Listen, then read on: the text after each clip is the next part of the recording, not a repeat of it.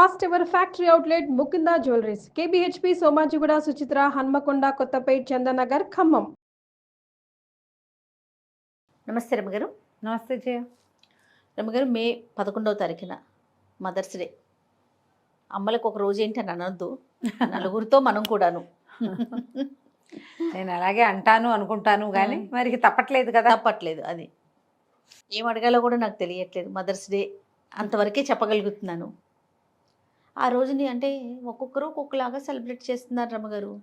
చిన్నపిల్లలు అనుకోండి, ఎంచక్క ఏం చేస్తారు చెప్పిన, మా బుడ్డ చిన్నప్పుడు చిన్న కాగితం మీద హ్యాపీ మదర్స్ డే ఏదో వాళ్ళకి తెలిసిన ఒక డ్రాయింగ్ వేసేసి హ్యాపీ మదర్స్ డే బొమ్మ వేయటం, అంతే. ఓ బొమ్మ వేయటం చేయటం అంతవరకే తెలుసు, పిల్లలకి అంతవరకే తెలుసు. కానీ ఏం చేయాలి, పెద్దవాళ్ళు కూడా అంతే చేయ. అమ్మకి ఏదైనా ఒకటి కొనిపెట్టడం, అమ్మకి ఏదైనా గిఫ్ట్ ఇవ్వటము, అక్కడికి వెళ్ళి సర్ప్రైజ్గా ఏమైనా పంపించడము, అమ్మకి నచ్చిన ఫుడ్డు.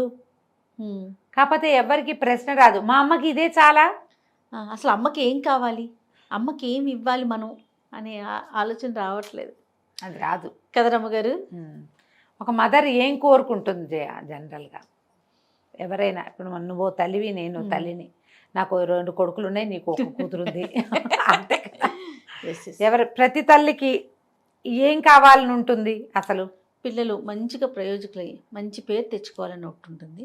ఇంకాస్త పెద్ద తల్లులు అయితే, ఇప్పుడు మా అమ్మగారు ఉన్నారనుకోండి, కాసేపు ఆమె పక్కన కూర్చొని నేను మాట్లాడాలి, అదొక్కటే వాళ్ళు కోరుకునేది. అదే సంతోషంగా ఉండాలి పిల్లగా, మేము సంతోషంగా, పిల్లలుగా మేము సంతోషంగా ఉండాలి, కాసేపు ఆవిడతో మాట్లాడాలి, అంతవరకు ఎక్స్పెక్ట్ చేస్తారని నేను అనుకుంటాను రమ్మగారు. అంతే అంతే. తల్లులకి ఏం కోరుకోరేమో పిల్లల దగ్గర నుంచి. 100% తల్లులకి ఏమని ఉంటుందంటే, తమ పిల్లలు ముందు చిన్నప్పుడు ఆరోగ్యంగా ఉండాలి, లడ్డుగా బొద్దుగా నున్నగా చబ్బీగా ఉండాలి, శుభ్రంగా తినేయాలి, బాగా చదివేసుకోవాలి. మనం ఏ చదువు చెప్పిస్తే ఆ చదువు వాళ్ళు చదివేసుకుని ఏమిటో ప్రయోజకులు అయిపోయి ఏదో అయిపోవాలి. అన్నీ అయిపోయినా బట్ నా మాటే వినాలి, నన్ను వదిలిపెట్టి వెళ్ళకూడదు. నా పిల్లాడు ఎప్పుడు నా కంటి ముందు, పిల్ల మన కంటి ముందే ఉండాలి, మనం చెప్పిన మాట వినాలి, మనం అడిగింది చెయ్యాలి. ప్రతిదానికి అమ్మ అని నా వైపుకే తిరిగి చూడాలి.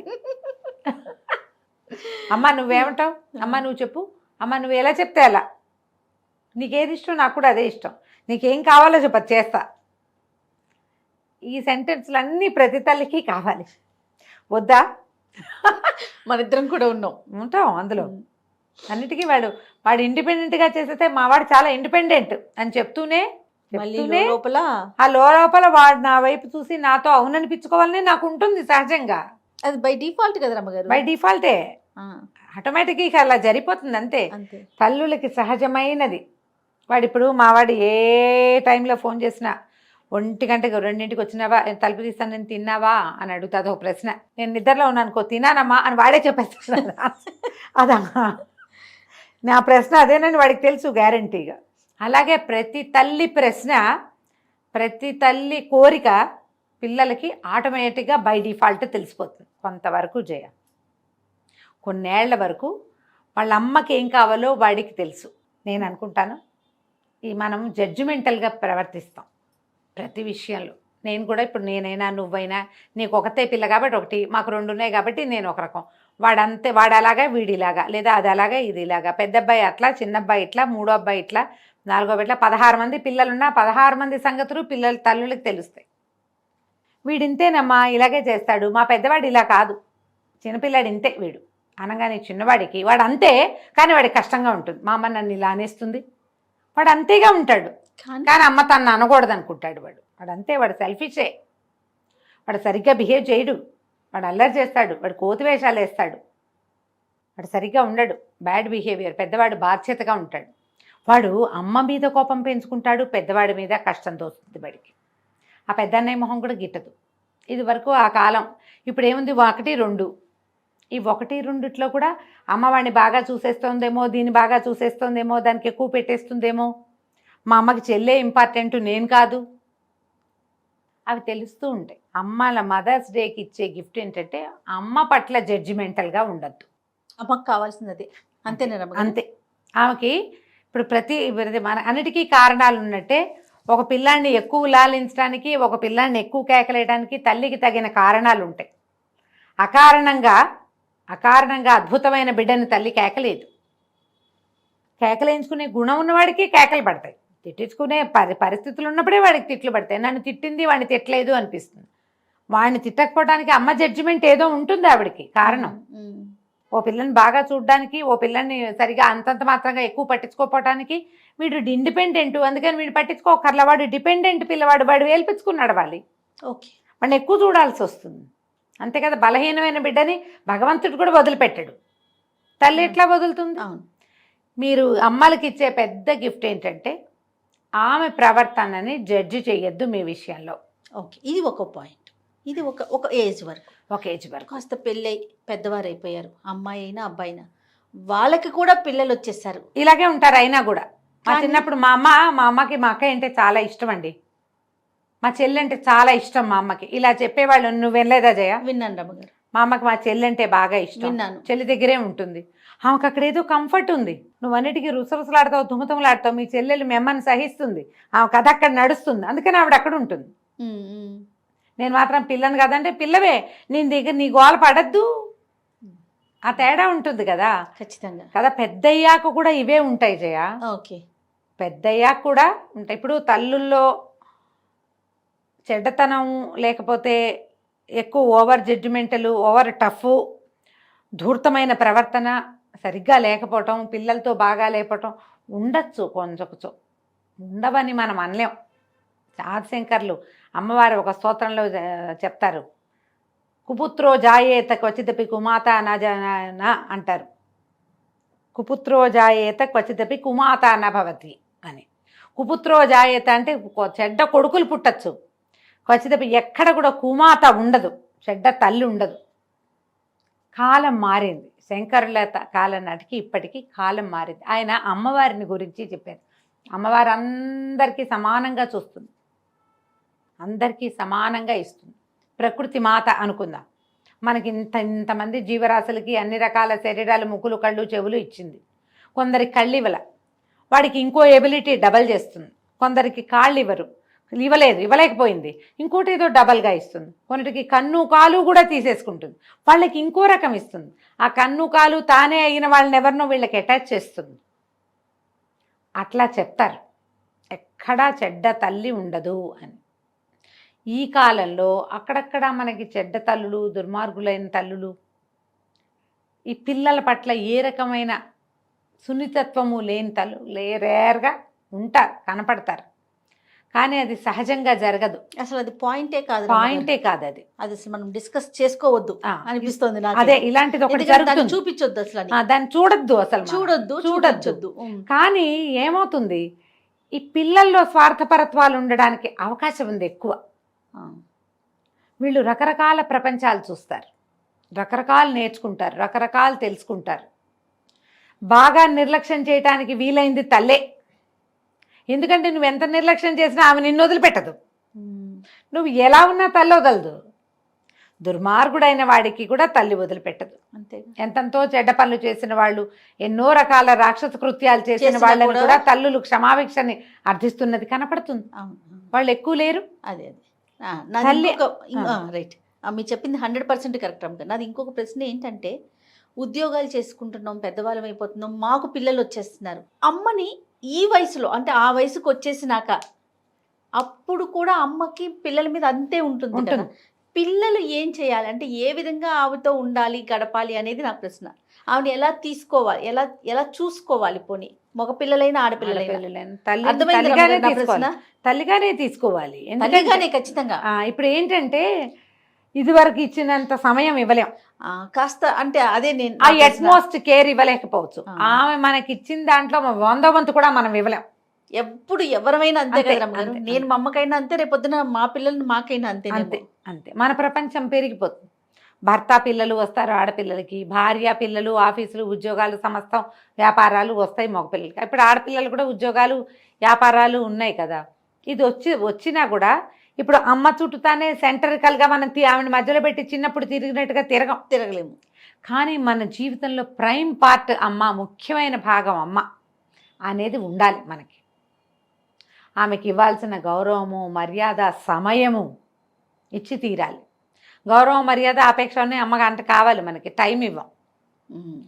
ఏజ్ పెరిగే కొద్దికి తల్లులు సమయం కోరుకుంటారు జయ.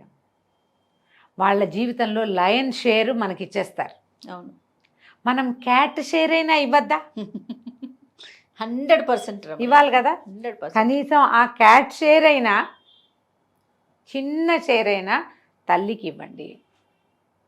ఏదో ఒక సమయంలో, రోజుకు ఒకసారో అరసారో, 2 రోజులకు ఒకసారి ఒక నియమం పెట్టుకుని, ఈ టైంకి పిల్లాడు ఫోన్ చేస్తాడు, కూతురు ఫోన్ చేస్తుంది అనే నమ్మకం ఉంచండి వాళ్ళకి. అబ్బా, ఈ మాట నేను దాని నుంచి మీ వైపు నుంచి ఎక్స్పెక్ట్ చేస్తున్నది. ఆ సమయం సాయంత్రం అయితే 2 రోజులైంది, ఇవాళ అబ్బాయి ఫోన్ చేస్తాడు, అమ్మాయి ఫోన్ చేస్తుంది, కోడలో అల్లుడో ఎవరో ఒకళ్ళు వారానికి ఒకసారి మాట్లాడతారు.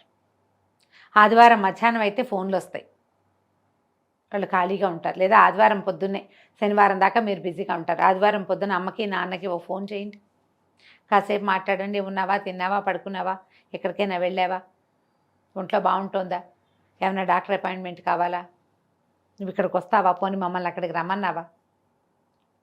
ఆవిడ ఏదో చెప్తుంది, పక్క వాళ్ళవి వెనక వాళ్ళవి, వినండి, కాసేపు టైం ఇవ్వండి అంతే. ఒక మదర్స్ డే రోజునే మాత్రమే కాదు. టైం ఇస్తాము, మిగిలిన సమయాలు ఇవ్వము అని కాకుండా Yes. వారానికి ఒక్క రోజు, వారానికి ఒక్క అరగంట కనీసం. తల్లులకే సమయం ఇచ్చేవాళ్ళు బోల్డ్ మంది ఉన్నారు జయ, పాపం లేదని మనం అనకూడదు. ఈ కాలంలో అనటానికి లేదండి. ఇవ్వలేని వాళ్ళందరికీ ఇది ఒక మాట చెప్పాలి అని అనిపిస్తుంది.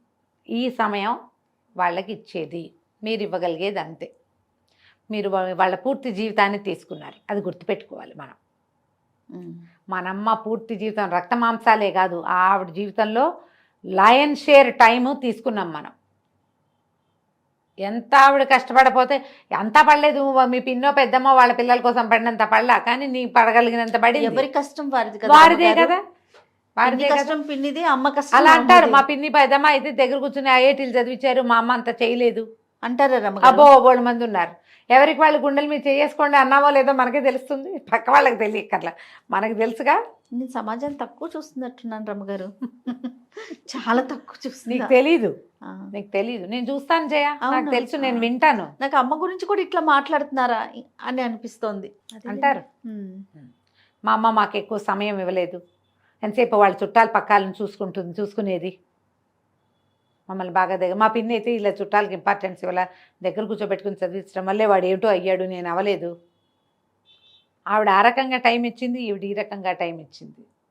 నాకు ఒక అతను చెప్పాడు జయ, నేను విషయం చెప్తా, అతని పేరు నాకు గుర్తుండి, ఏదో ప్రసాద్, ఇదే విషయం చెప్పి, నేను బ్లేమ్ చేయదలుచుకోలేదండి, కానీ ఒకటి ప్లస్ అయింది నాకు. మా కజిన్స్ అందరూ పెద్ద పెద్ద ఉద్యోగాల్లో ఉన్నారు, మా ఇంట్లో ఎప్పుడు ఎవరో ఒకళ్ళు వచ్చేవాళ్ళు, చుట్టాలు పక్కాలు, మా నాన్న వైపు అమ్మ వైపు కూడా. ఇప్పుడు అనిపిస్తుంది, అప్పుడు మాకు పెద్దగా చదువుకోవడానికి సమయం ఉండేది కాదు, మేము అందరి పనులు చేస్తూ ఉండేవాళ్ళం. బట్ నాకు ఒకటి డిఫరెన్స్ కనపడుతుందండి, మా కజిన్స్కి ఎవరితోటి సత్సంబంధాలు లేవు. నేను మాత్రం సీతమ్మ కొడుకుగా ఇప్పటికీ అందరితోటి క్లోజ్గానే ఉన్నానండి. సీతమ్మ కొడుకుని నేను, గౌతమిపుత్ర శాతకర్ణి లాగా చెప్పాడు అతను. అలా ఫీల్ అవుతాను నేను. మీ అమ్మ నీకు శ్రద్ధగా చదివించలేదు, లేకపోతే అప్పుడు నీకు కూడా ఇంజనీరింగ్ సీట్ వచ్చిందని వచ్చేదేని మా కజిన్ ఒకడంటే నేను అనుకున్నాను, నాకు ఇంజనీరింగ్ సీట్ రాలా, కానీ నేను ఎక్కడికి వెళ్ళినా, ఏ ఊరు వెళ్ళినా, నా ఎవరో ఒక కజిన్, మా అమ్మ వల్ల మేలు పొందిన వాళ్ళు ఎవడో ఒకడు నాకు హెల్ప్ చేస్తాడు. ఇప్పుడు మా పిల్లలు పైకి వెళ్ళే పరిస్థితిలో మా కజిన్స్, మా అమ్మ ఎవరెవరిని ఎలా ఏ సమయాల్లో ఆదుకుందో వాళ్ళందరూ అన్ని చోట్ల ఉన్నారు, ప్రపంచంలో అన్ని దేశాల్లోనూ ఉన్నారు. మేము ఎక్కడెక్కడికి వెళ్ళినా సరే మా గ్యారంటీగా ఒకడు, మా అమ్మ కజిన్ ఒకడు దొరుకుతాడు అక్కడ. సీతమ్మ కొడుకు అంటారు నన్ను. 50 ఏళ్ళు వచ్చినా నేను ఇంకా సీతమ్మ కొడుకుగానే ఉన్నానండి. మా అమ్మ అంత గొప్పది. ఆయన నాకు తన గురించి చెప్తూ నన్ను అప్రిషియేట్ చేయడానికి ఫోన్ చేసి అతను చెప్పారు ఈ సంగతి. అంత పెద్ద ఉద్యోగం రాలేదు నాకు, కానీ పర్వాలేదు. మా కజిన్స్ మాకంటే పై స్థాయిలో ఉన్నారు. వాళ్ళలో కొంతమందికి మా అమ్మ కూడా హెల్ప్ చేసింది. ముళ్ళపూడి వెంకటరమణ గారు తన కథలు రాసేటప్పుడు, మన కోతికొమ్మచ్చి అవి రాసేటప్పుడు వాళ్ళ అమ్మగారి గురించి రాశారు. ఇట్లా కక్కి గారి అబ్బాయి అనేవారట ఈయన్ని. ముళ్ళపూడి వెంకటరమణ లబ్ధ ప్రతిష్ఠులు. అవును, ఎంత గొప్ప రచయిత. బాపు ముళ్ళపూడి రమణ గారు, బాపు రమణలు ఎంత అద్భుతమైన డియో. అవునండి, మనం పొద్దున్నే గుర్తు చేసుకోవాలి సినిమా వాళ్ళని, ఎవరినైనా రచయితల్ని, లబ్ధ ప్రతిష్ఠుల్ని, తెలుగు వాళ్ళల్లో అద్భుతమైన వ్యక్తులు గుర్తు చేసుకోవాలంటే ఆ వరుసలో బాపు రమణలు ముందు వరుసలోనే ఉన్నారు కదా. అవును, ఆయన రాశారు కక్కి గారి అబ్బాయి అన్నారు వాళ్ళందరూ నన్ను. కక్కి అంటే పిన్ని కాకి అనమాట అది. ఆవిడ ఎంత మందికో ఫీజులు కట్టారట వాళ్ళ అమ్మగారు ఈయన దగ్గర డబ్బులు తీసుకుని.